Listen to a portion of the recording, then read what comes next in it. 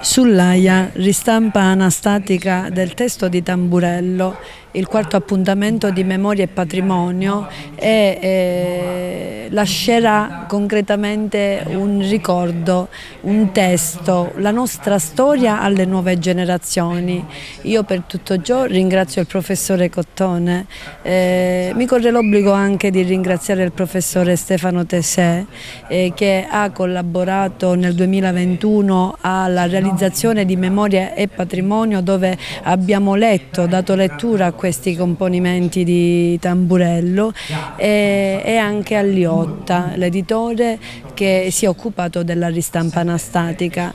Le copie sono limitate, verranno depositate nella biblioteca comunale, sono numerate. Io manifesto tutta la mia enorme soddisfazione come sindaco del comune di Realmonte, che ha voluto fortemente addivenire a questa ristampa anastatica in modo da rendere concreto un progetto, di rendere concreta una rassegna con un libro che potranno leggere le nuove generazioni per conoscere chi siamo stati. L'AIA è il titolo di una delle fonografie contenute nel libro.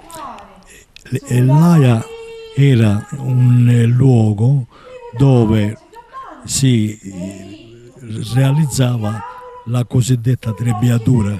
Ovviamente le trebbie allora non c'erano, e quindi si metteva il grano, si faceva asciugare, si distendeva sul suolo dell'AIA, e poi con animali appaiati gli animali appaiati giravano proprio sul grano fino a separare il grano dalla paglia e dalla pula.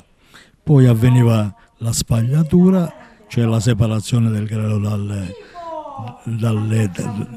resto, e attraverso ulteriori ripuliture si otteneva il grano pronto per essere macinato e per costituire il pane, e non solo il pane, per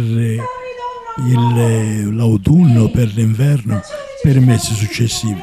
Questo, quando andava bene, era l'elemento fondamentale per la sopravvivenza delle persone. Noi non possiamo vivere senza la memoria di ciò che è stato e di ciò ed è il terreno fondamentale per ciò che vogliamo costruire. Non ci può essere futuro senza memoria. Questo libro si inquadra perfettamente in questo percorso che la nostra gente ha fatto dall'Ottocento fino ad oggi. Intanto dal punto di vista linguistico, poi dal punto di vista del costume, dal punto di vista delle attività economiche, dal punto di vista dei rapporti sociali. E quindi diciamo che è una fonte inesauribile di notizie anche storiche che conoscere è senz'altro bene.